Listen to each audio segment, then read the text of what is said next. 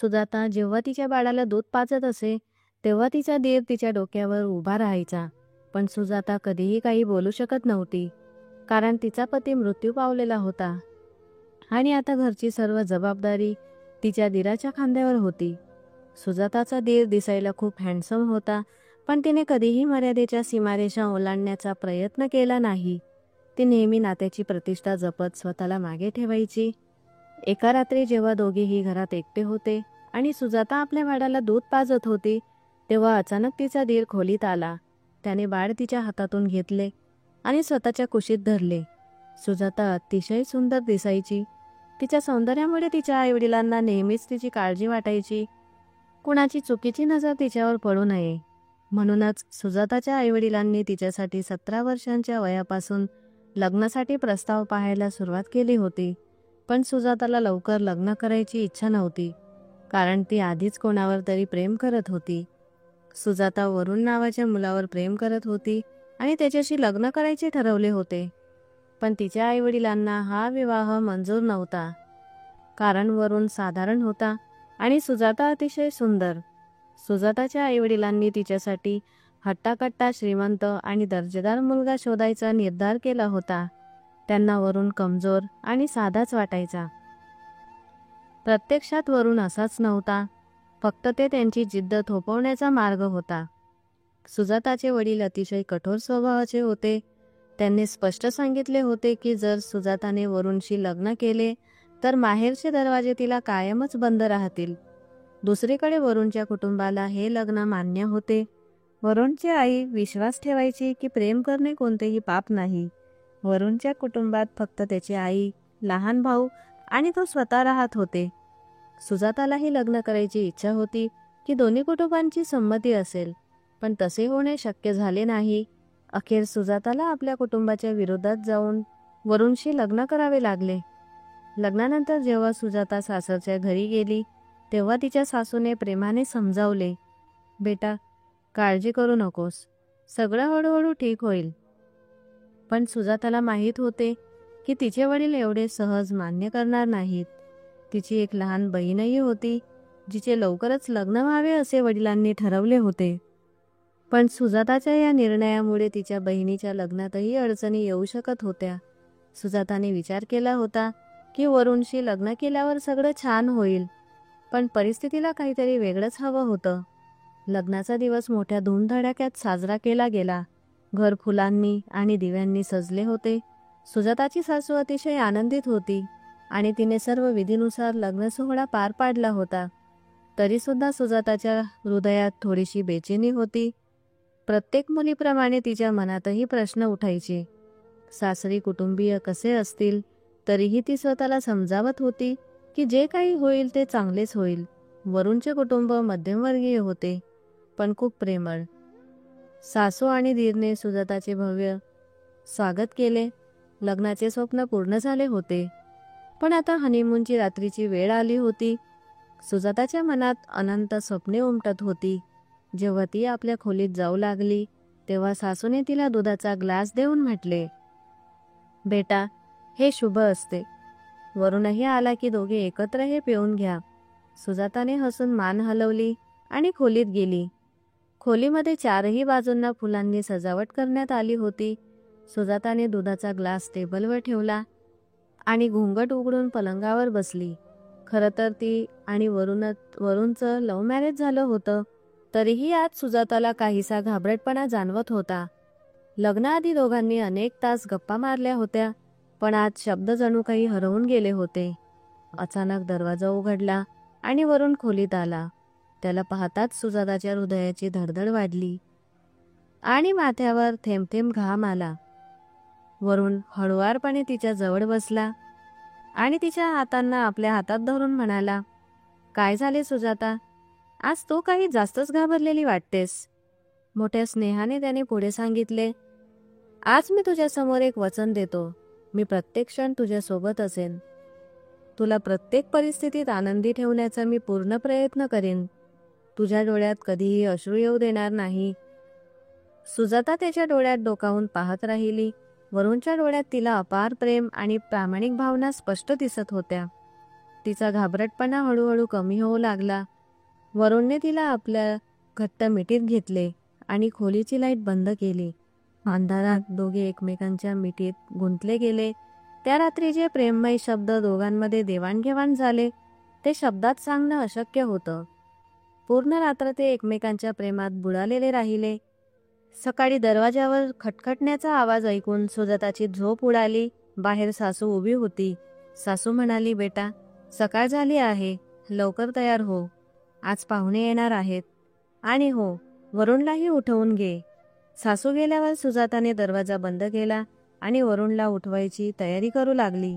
वरुण डोळे मिटून म्हणाला, थोडं अजून झोपू दे ना, तू सुद्धा इथेच थोडं लेट. हे बोलून त्याने सुजाताला पुन्हा आपल्या मिठीत घेतलं. ती हसत म्हणाली, अरे नाही, आई नुकतीच निघून गेली, आपल्याला लवकर तयार व्हायचं आहे. तरीही वरुणच्या शरारती थांबण्याचे नाव घेत नव्हते. त्याने पुन्हा एकदा तिला आपल्या जवळ ओढून घेतलं आणि दोघे काही क्षण आणखी प्रेमाच्या वाऱ्यात वाहून गेले. काही वेळानंतर तिने स्वतःला सांभाळले. स्नान करून सुंदर साडी परिधान केली आणि सजली धजली तयार झाली. वरुणही सज्ज होऊन हॉलमध्ये आला. खाली पाहुणे वाट पाहत होते. सुजाता आणि वरुणने आधी एकत्र नाश्ता केला, मग मूग दाखवणीची विधी सुरू झाली. प्रत्येक स्त्री सुजाताच्या सुंदरतेचं कौतुक करत होती, पण अचानक तिला जाणवलं की तिचा दिल तिला काहीतरी विचित्र नजरांनी पाहत आहे. सुजाताने मनात विचार केला की कदाचित पहिल्यांदाच मला पाहिलं म्हणून असं करत असेल आणि त्याला दुर्लक्ष केलं. दिवसभराच्या विधी आणि प्रेममय क्षणानंतर रात्री सुजाता अतिशय आनंदित होती. तिच्या प्रत्येक स्वप्नाला प्रत्यक्ष रूप मिळाल्यासारखं वाटत होतं. मात्र तिच्या हृदयाच्या एका कोपऱ्यात वेगळ्या भीतीचा अंधार सावरत होता की कदाचित तिच्या सुखावर कुणाचीही दृष्टी लागू नये. 6 महिन्यांनी वरुण कामानिमित्त दुसऱ्या शहरात गेला होता, पण मार्गात त्याचा भयंकर अपघात झाला आणि त्या अपघातात तो तात्काळच मृत्यू पावला. ही बातमी ऐकून सुजाताचे संपूर्ण आयुष्य उद्ध्वस्त झाले. ज्याने तिला 7 जन्मापर्यंत सोबत राहण्याचे वचन दिले होते, तो इतक्या लवकर तिला सोडून गेला. संध्याकाळी जेव्हा वरुणचा मृतदेह घरात आणला गेला तेव्हा सुजाता स्वतःला सांभाळू शकली नाही. तिची सासूसुद्धा आपल्या मुलाचा मृतदेह पाहून ढसाढसा रडू लागली. सुजाताचे आईवडीलही सर्व काही विसरून अंतिम संस्कारात पोहोचले.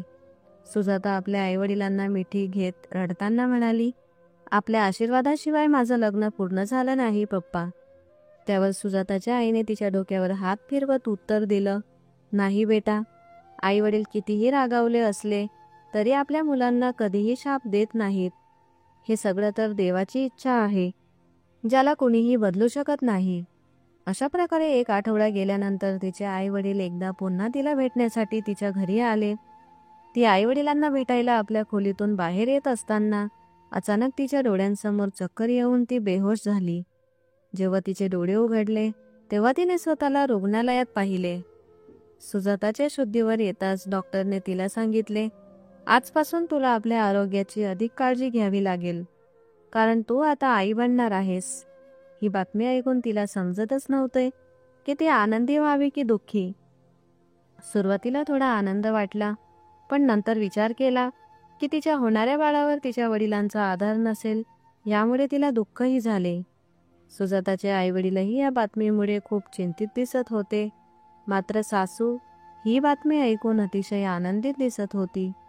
सासूने तिला म्हणाले, हा बाळ माझ्या मुलाचा शेवटचा ठसा आहे, त्यामुळे तू स्वतःची आणि या बाळाची छान काळजी घे. नंतर जेव्हा तिला रुग्णालयातून घरी आणले गेले तेव्हा सासूने तिच्यावर नजर फिरवून एकदा पुन्हा तिचे मनपूर्वक स्वागत केले. इतक्या दिवसांनंतर सासूच्या चेहऱ्यावरून हसू पाहून तीही अंतःकरणातून अतिशय आनंदित झाली. पण हे क्षणभरातच दुःखात परावर्तित झाले.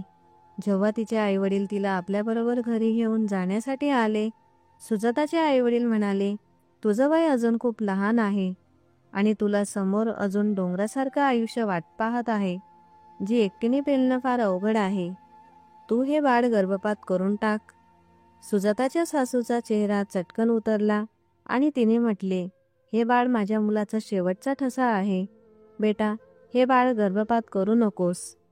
आपल्या सासूच्या मुलासाठी असलेल्या प्रेमामुळे तिच्या हृदयातही आपल्याच बाळासाठी ममता जागृत झाली आणि तिने आईवडिलांना सांगितले की ती या घराला कधीही सोडणार नाही. जरी वरुण आता तिच्या आयुष्यात नसला तरी ती संपूर्ण आयुष्य आपल्या होणाऱ्या बाळाच्या सहवासाने पार पाडेल. तिची ही ठाम भूमिका ऐकून तिच्या वडिलांचा राग वाढला आणि ते म्हणाले, तू अजून खूप लहान आहेस, तुला अजून जगण्याची खरी समज नाही. एका स्त्रीसाठी इतक्या लहान बाळाचं संगोपन करणं फारच कठीण आहे आणि या बाळाचा खर्च, त्याचं शिक्षण हे सगळं तू एकटी कसं सांभाळशील? हे ऐकून सासू म्हणाली, भाऊ, आपण तिची काळजी करू नका. एकदा हे बाळ या जगात आलं की मी तिचं लग्न माझ्या लहान मुलाशी करून देईन. जेव्हा सुजाताच्या सासूने ही गोष्ट तिच्या वडिलांकडे सांगितली तेव्हा सुजाता आश्चर्याने तिच्या सासूकडे बघत राहिली. तिने कधी विचारही केला नव्हता की तिचं आयुष्य तिला अशा वळणावर नेईल. पण लाचारीने आता कोणताही पर्याय उरला नव्हता. सासूने आपल्या लहान मुलाशी सुजाताचं लग्न करण्याची बाब मांडली तेव्हा तिचे आईवडील हे ऐकून समाधानी झाले आणि म्हणाले, ठीक आहे, जर सुजाताचं लग्न तुमच्या लहान मुलाशी झालं तर आपल्याला काही हरकत नाही. एवढं सांगून तिचे आईवडील तिला आपल्या छातीशी मिठी मारून त्यांनी तिला आशीर्वाद दिले आणि आपल्या घरी परत गेले. सुजाताही शांतपणे आपल्या खोलीत जाऊन आपल्या पती वरुणला आठवत होती की आज तो जिवंत असता तर आपल्या बाळाची बातमी ऐकून किती आनंदित झाला असता. पण नियतीने काही वेगळंच ठरवलं होतं हे तिने कधीही विचारलं नव्हतं. आता सुजाताला फक्त आपल्या बाळासाठीच जगावं लागणार होतं. हे विचार येताच तिने दुसऱ्या दिवशीपासून स्वतःची अधिक काळजी घेण्यास सुरुवात केली. सुजाता चांगला पोषक आहार घेऊ लागली आणि व्यायामसुद्धा करू लागली. वरुणच्या मृत्यूनंतर घराचा सारा खर्च आता तिचा दीर चालवत होता. तिचा दीर एक मोठ्या मल्टीनॅशनल कंपनीत काम करत होता आणि त्याचा पगारही चांगला होता. सुजाताचा त्याच्याशी फारसा संवाद नसायचा कारण तो नेहमीच कामात व्यस्त असायचा.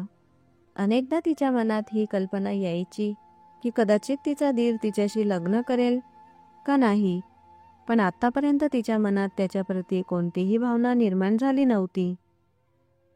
ती फक्त हे लग्न आपल्या बाळासाठी करत होती. प्रेग्नन्सीच्या काळात तिची सासू दिवसरात्र तिच्या सेवेत राहिली आणि सुजाताला कोणतंही काम करण्यास लावले नाही. अशा प्रकारे 9 महिने गेले आणि तिच्या डिलिव्हरीचा दिवसही आला. सुजाताने अतिशय गोड मुलगा जन्माला आणला आणि तो बघून सासू इतकी आनंदी झाली की आजूबाजूला सर्वत्र मिठाई वाटू लागली.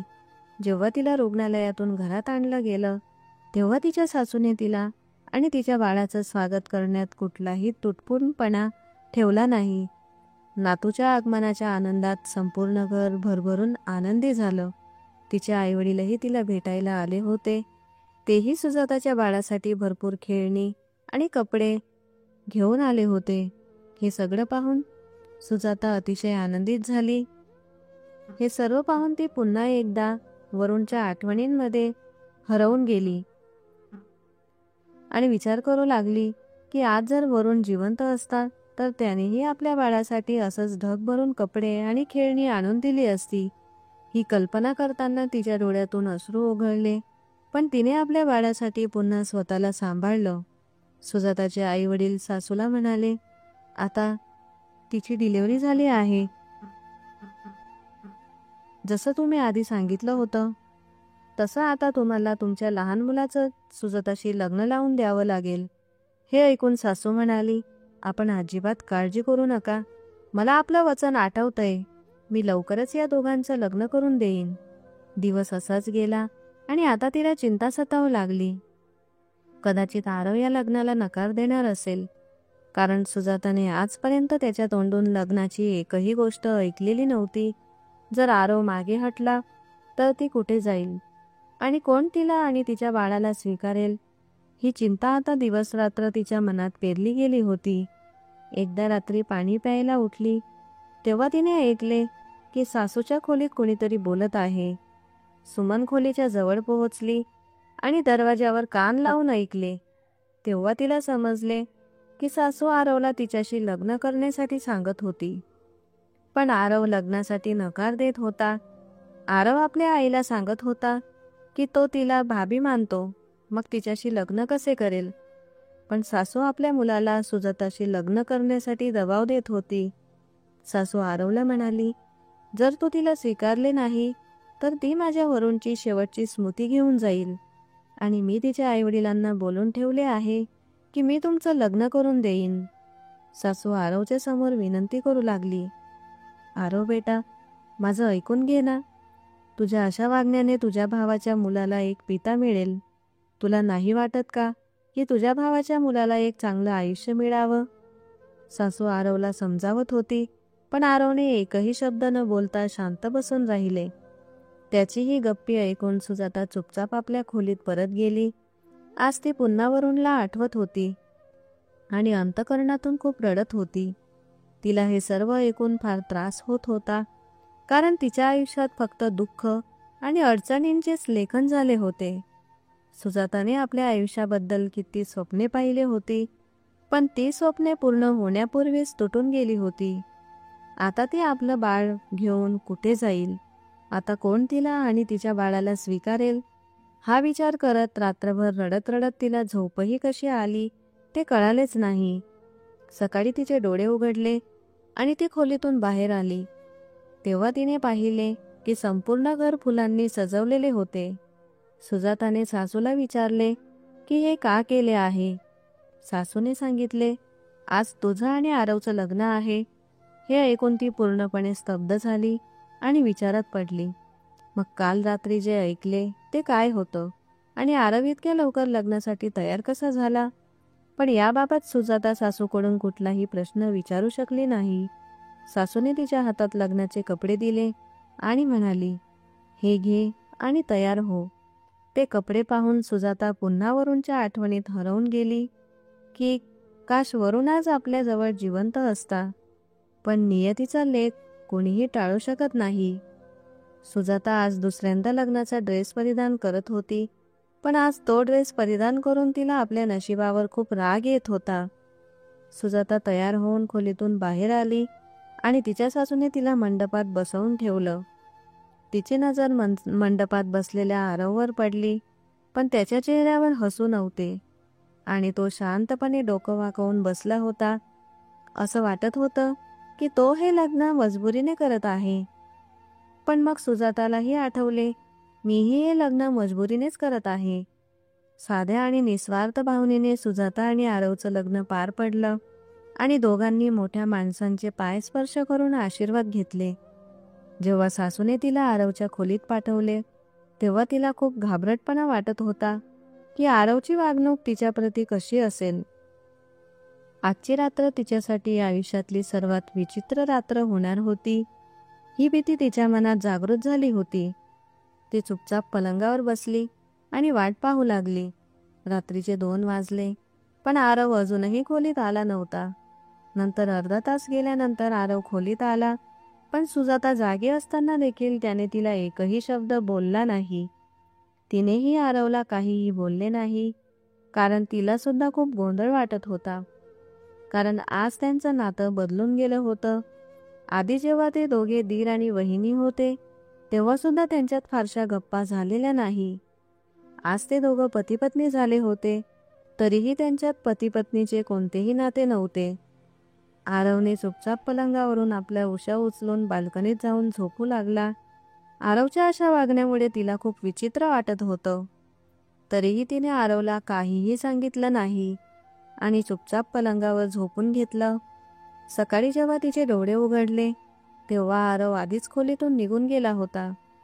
सुजाताला माहीत होतं की हे नवं नातं स्वीकारणं आरवसाठी फारच कठीण असणार आहे, पण तिला असं सुद्धा वाटायचं की अशा प्रकारे एकमेकांशी बोलणार नाही तर काहीही उपाय निघणार नाही.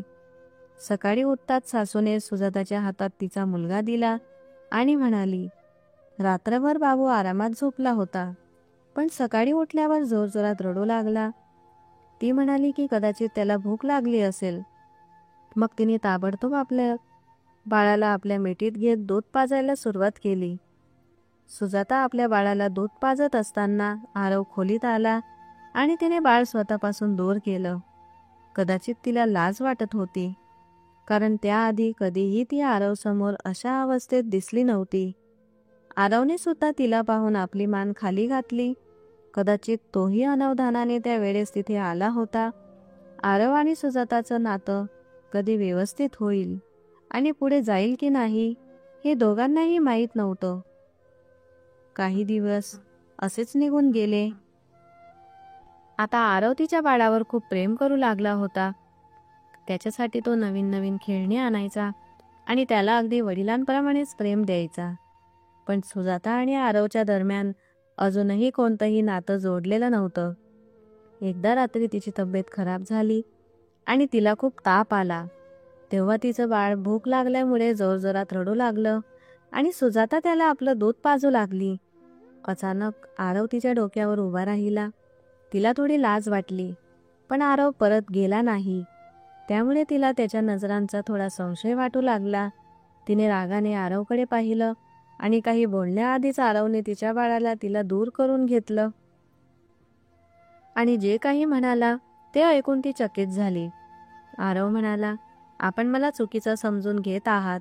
मी फक्त एवढंच सांगायला आलो आहे की आपल्याला खूप ताप आहे. त्यामुळे आपण आज आपल्या आजारपणात बाळाला आपलं दूध पाजू नये, नाहीतर त्याच्यावरही त्याचा परिणाम होईल. एवढं म्हणत तो सुजाताच्या बाळाला बाहेर घेऊन गेला आणि स्वतः पावडर दूध बनवून त्याला पाजू लागला. हे ऐकून तिला आपली चूक समजली आणि तिला जाणवलं की आरव योग्य बोलत आहे. तीही लगेच उठून बाहेर गेली आणि पाहिलं की आरव स्वतःच तिच्या बाळाला पावडर दूध पाजत आहे.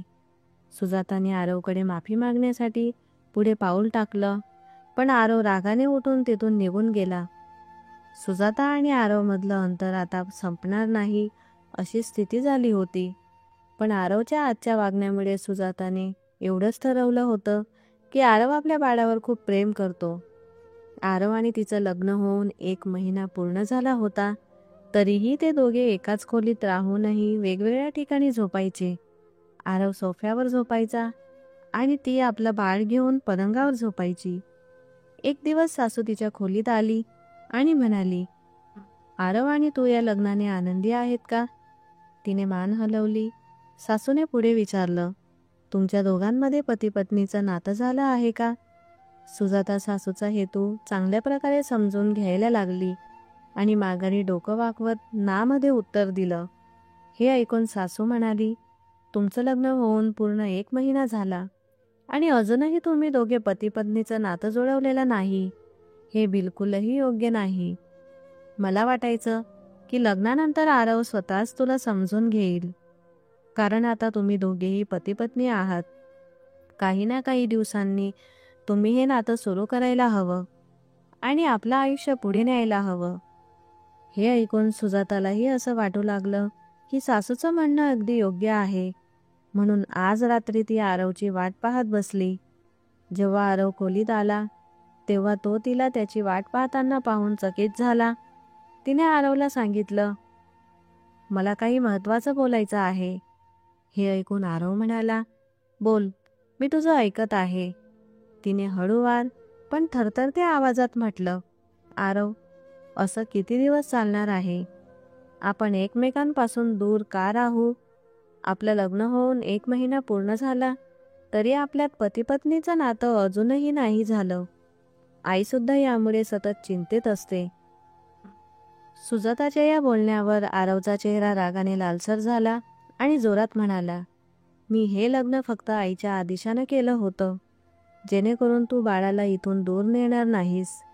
तिने आरवचा हात धरून समजावण्याचा प्रयत्न केला, पण आरवने तो हात झटकून म्हटलं, तू पुन्हा कधीही माझा हात पकडण्याचा प्रयत्न करू नकोस.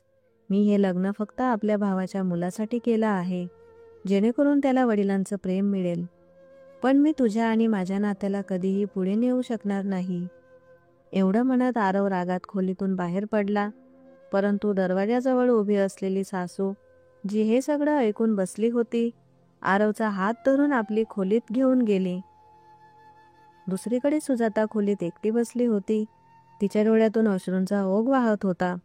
तिच्या मनात एकच प्रश्न गुंजत होता, हीच माझी नियती आहे का? खूप वेळ अश्रू वाहत राहिले. मग तिने आपल्या डोळ्यांचा ओलेपणा पुसून मनात एक मोठा निर्णय घेतला. आता हे नातं पुढे निभावू शकणार नाही. मी घटस्फोट घेऊन स्वतःला आणि आरवला या बंधनातून मुक्त करेन. तिला माहीत होतं की हा निर्णय तिच्या आयुष्यात अनेक अडचणी आणि संघर्ष उभे करेल, पण आता तिने प्रत्येक आव्हानांचा सामना करण्यास मनासारखा निर्धार केला होता. इतक्यात रात्रीचे 2 वाजले हे तिला देखील कळाले नाही. नंतर आरव जेव्हा खोलीत परत आला तेव्हा तिने धीम्या पण ठाम आवाजात म्हटलं, उद्या आपण घटस्फोटाची प्रक्रिया सुरू करणार आहोत, जेणेकरून तूही या मजबुरीतून मुक्त होशील आणि मीही माझ्या मुलासोबत माझं आयुष्य जिवंतपणे जगू शकेन. हे ऐकून आरव एक क्षण थांबला, मग काही न बोलता तिच्या जवळ आला. तिला पलंगावर बसवलं आणि स्वतः तिच्या पायाशी बसला. त्याच्या डोळ्यात सुद्धा अश्रू होते. माफ कर सुजाता, मी मोठी चूक केली आहे. आरवचा आवाज थरथरत होता. माझ्या माहितीत आहे आपलं लग्न कशा परिस्थितीत झालं.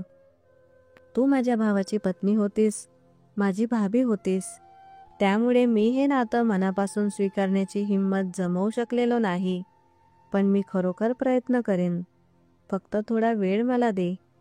तिला काहीच समजत नव्हतं की अचानक हा बदल कसा झाला. तसतसं तिने पाहिलं की आरवच्या मागे सासू उभी होती. सासूने पुढे येऊन तिचा हात धरला आणि भावुक स्वरात म्हणाली, सुजाता बेटा, ही माझी चूक होती. आरवला एक संधी दे.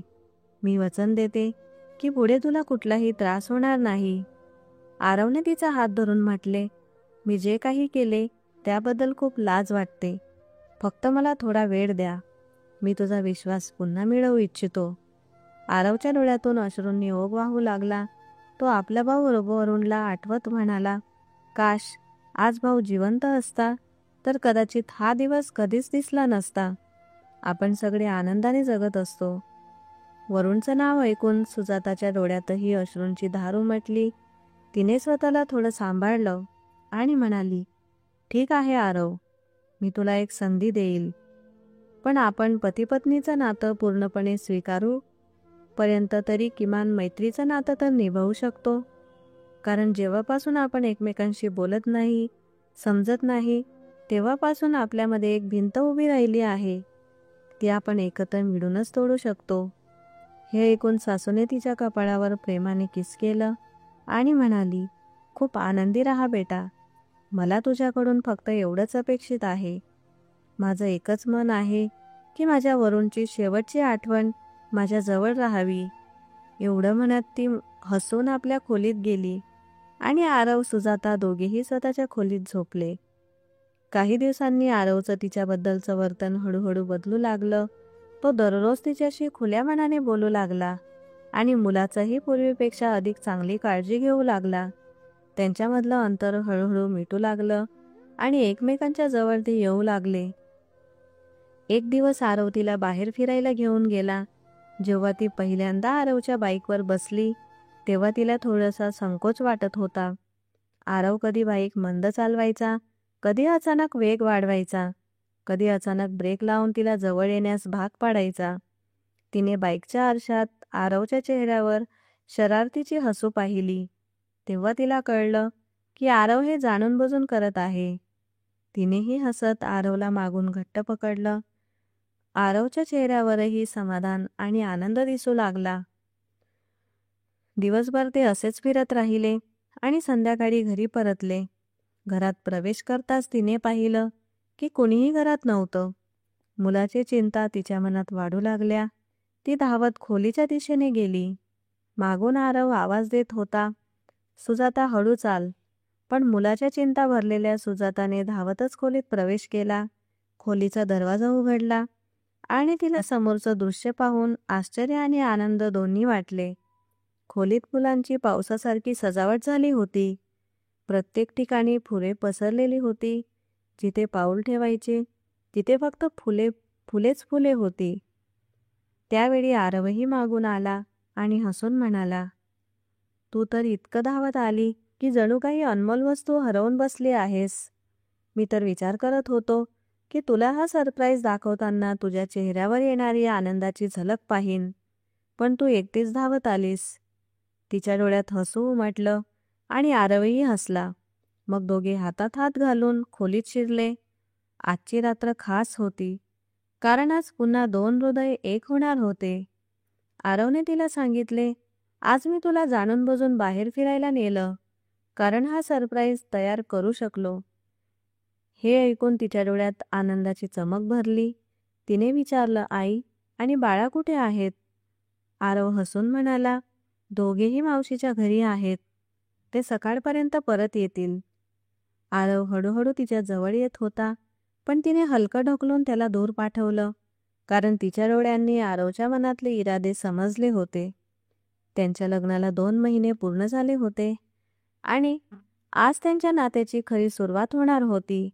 आरवने खिशातून एक अंगठी काढली आणि तिच्या बोटात घालताना म्हणाला, उशीरच झाले तरी बरोबर, पण आता मी या नात्याला मनापासून निभावणार आहे, शेवटच्या श्वासापर्यंत. तिने लगेचच त्यांच्या ओठावर आपला हात ठेवला. अजून पुढे कधीही मृत्यूची चर्चा करू नको. तिच्या डोळ्यातून अश्रू झिरपले. आरवला समजले की वरुण गमावल्यावर ती आता कोणताही दुसरा आपला व्यक्ती गमावू इच्छित नाही.